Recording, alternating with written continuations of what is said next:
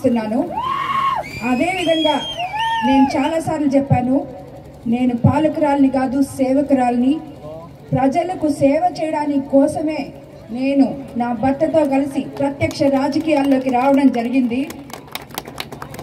నేను అనుకున్నాను, ఒక కుటుంబ స్త్రీగా రాజకీయాల్లోకి రావడంలో తప్పే ఉంది. ఎందుకంటే నా భర్త వేమిరెడ్డి ప్రభాకర్ రెడ్డి గారు నన్ను ప్రోత్సహించి అనునిత్యం ప్రతి పని నన్ను ముందు పెట్టి ఆయన చేయిస్తారు.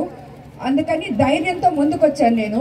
కానీ ఈ వైఎస్ఆర్సీపీ పార్టీలో ఉన్న ఏ నాయకుడికి, మరి ఈ నెల్లూరు జిల్లాలో ఉన్న నాయకులకి, నెల్లూరుకి వలస వచ్చి ఎంపీగా పోటీ చేస్తున్న నాయకుడికి విచక్షణ లేకుండా వాళ్ళు ఏం మాట్లాడుతున్నారో, ఏం చేస్తున్నారో వాళ్ళకి అసలు తెలియడం కూడా లేదు.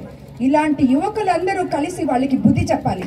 ఇలాంటి మహిళలందరూ కలిసి మహిళ గౌరవాన్ని నిలబెట్టాలి. ఒక మహిళగా నేను మీ ముందరికి వస్తే మీరు ఏం మాట్లాడుతున్నారు, మీకేమైనా తెలుస్తుందా?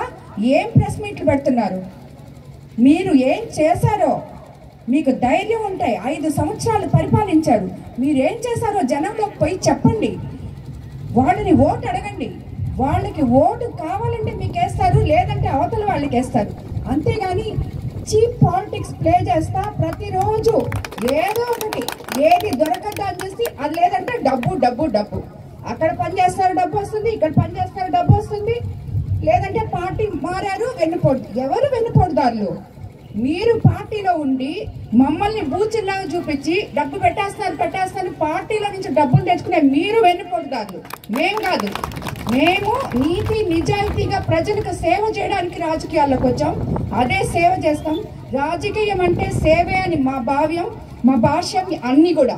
కాబట్టి నేను హెచ్చరికగా చెప్తున్నాను వైఎస్ఆర్సీపీ నాయకులకి, మీకు చేతనైతే మీరేం చేశారో ప్రజల దగ్గరికి పోయి చెప్పుకోండి, ఓటు అడగండి. మీకు మమ్మల్ని ఇద్దరిని ఎదుర్కొనే ధైర్యం లేక, ప్రజలు మా మీద చూపే అభిమానాన్ని తట్టుకోలేక పదే పిచ్చి ప్రెస్ మీట్లు పెట్టి వికృత చేష్టలు మానేయమని మీకు అందరికి చెప్తున్నాను. విజయసాయిరెడ్డి గారు, మీకు కూడా చెప్తున్నాను నేను, మీరు ఒక పదవిలో ఉన్నారు, ఎంపీగా ఉన్నారు, ఆల్రెడీ రాజ్యసభ ఎంపీగా. ఎవరు లేక మీరు ఇక్కడికి వచ్చి విపిఆర్ మీద వేమిరెడ్డి ప్రభాకర్ రెడ్డి మీద పోటీ చేయడానికి సరైన నాయకుడు ఇక్కడ లేక మీరు అక్కడి నుంచి వచ్చారు, వైజాగ్ నుంచి ఇక్కడికి. వచ్చిన వాళ్ళు వచ్చినట్టు మీరేం చేశారో నెల్లూరుకి చెప్పండి, మీ నాయకత్వం ఏం చేసిందో చెప్పండి, ఓటు అడగండి. అంతేగాని మీతో కూడా ఇద్దరిని పెట్టుకొని, నలుగురిని పెట్టుకొని మీ వయసుకు తగినట్టు కాకుండా ఇష్టం వచ్చినట్టు ప్రవర్తించబాకండి అని నేను హెచ్చరిస్తున్నాను.